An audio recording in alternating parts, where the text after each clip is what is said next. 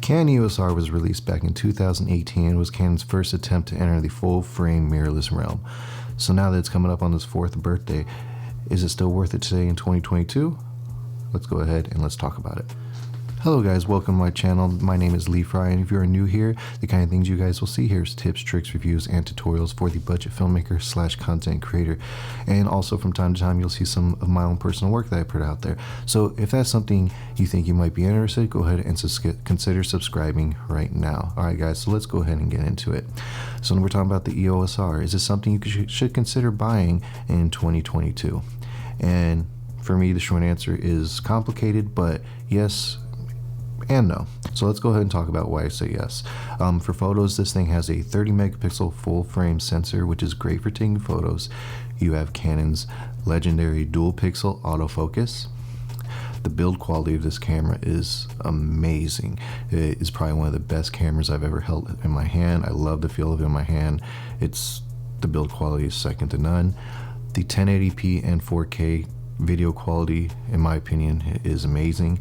You have the ability to shoot log and the ability to shoot 10-bit externally. All right, let's talk about the nose. So even though this is a great photo camera, it is not the fastest photo camera, as it only shoots 8 frames per second. When it comes to autofocus, it does not have the latest and greatest that Canon offers for subject tracking, such as what the R3, the R6, the R5 have. So it does not have the latest and greatest when it comes to the autofocus subject tracking.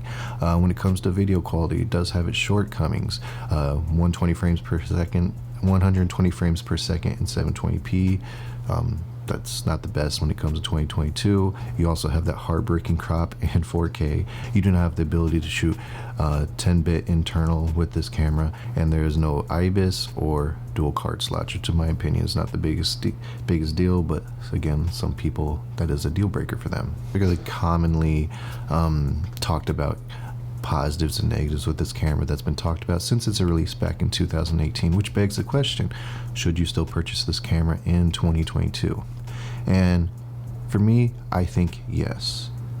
Now, one thing I would recommend with this camera, if you are thinking about purchasing the EOS R, I would look in the used market for it. I wouldn't pay the brand new out of the box sticker price for this of $1,800, because you can find a lot of great deals in the used market for this camera, around $1,400, $1,500, which for me, for a very high quality full frame mirrorless camera that still holds up today, that's a great deal. So if you are thinking about it, definitely look in the used market for it. It is a great hybrid camera. I'm not gonna lie, it does have its shortcomings, but if you understand what those shortcomings are, then and understand how to work around them or work with those shortcomings, this will be a great camera for you. However, you're someone that needs the latest and greatest, this camera is probably not for you. If you need Ibis and dual card slots, this camera's not for you. If you need full frame 4K or internal 10-bit, this camera is not for you.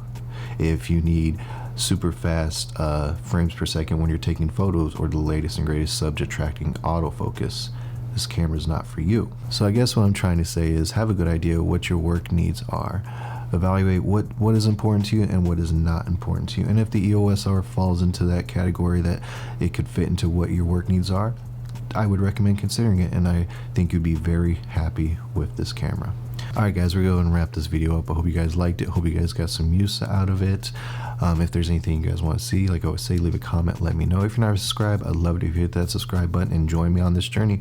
Alright guys, well anyways, have a good one. Again, like I say, hit that like button, leave a comment, hit that subscribe button. We'll see you guys at the next video. Have a good one.